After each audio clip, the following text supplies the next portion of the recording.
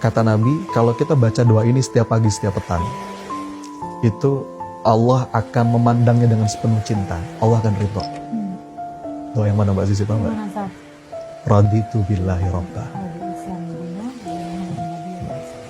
Tentu bukan cuma baca. Kalau baca anak TK juga bisa. Seberapa bisa kita membaca itu dengan sepenuh rasa. Raditu billahi robba itu artinya apa? Ya Rob, hamba ridho. Engkau Rob hamba yang mengatur segala urusan hamba. Kita punya keinginan, Allah punya keinginan. Mana yang pasti baik? Keinginan Allah. Kadang-kadang selaras, kadang-kadang gak selaras. Kita pengen A, kadang-kadang takdir Allah A, selaras. Ada masanya, kita pengen A, takdir Allah B.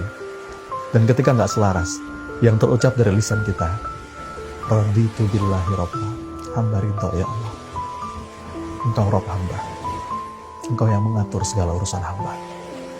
Kata Nabi, kalau seorang hamba mengucapkan itu setiap pagi, setiap petang, dalam zikir pagi petangnya, Allah, bahkan kalimatnya, Allah wajib meridhoinya.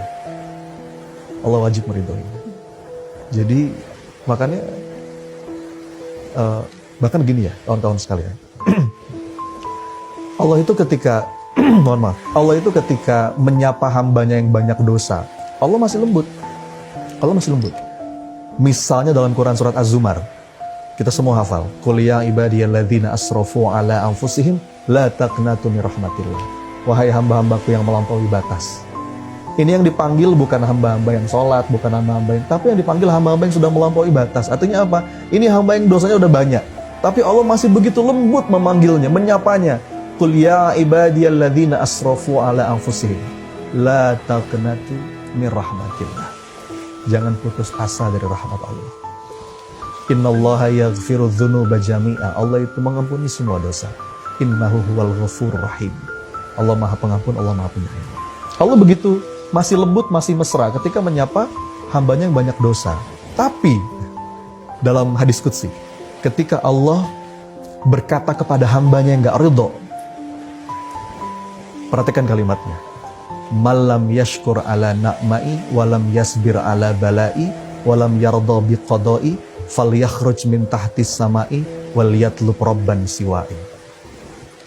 Katakan kepada hambaku yang tidak tahu syukur atas nikmatku, tidak mau sabar atas bala dariku, dan tidak ridho atas takdir ketetapanku, cari Tuhan selain aku, keluar dari kolong langitku. Jadi, ridho itu Mbak, mungkin kalau boleh saya kunci jadi satu kata, tentang semua yang kita bahas tadi, pertolongan Allah, apa yang kita bahas tadi? Kebahagiaan, healing, obat luka batin. Kalau boleh saya rangkum jadi satu kata, maka ridho. Radhiyallahu anhum wa radu'an. Dan puncak suksesnya seorang hamba itu kan ketika dia ridho dan Allah pun ridho. Maka kita minta, Ilahi anta maksudi wa ridhoka matlubi ya Allah. Engkaulah maksud tujuan hidupku dan ridhomu lah yang aku harap. A'tini ridhoka wa radina bikulli qada'ika khairihi wa sarrihi. Kasih hamba hati yang ridho ya Rabb atas segala ketetapanmu, baik itu enak ataupun gak enak. Ya, itu kita minta terus sama Allah. Dan dengan itu kita akan menemukan keindahan dalam setiap takdir kehidupan. Gitu, Mas.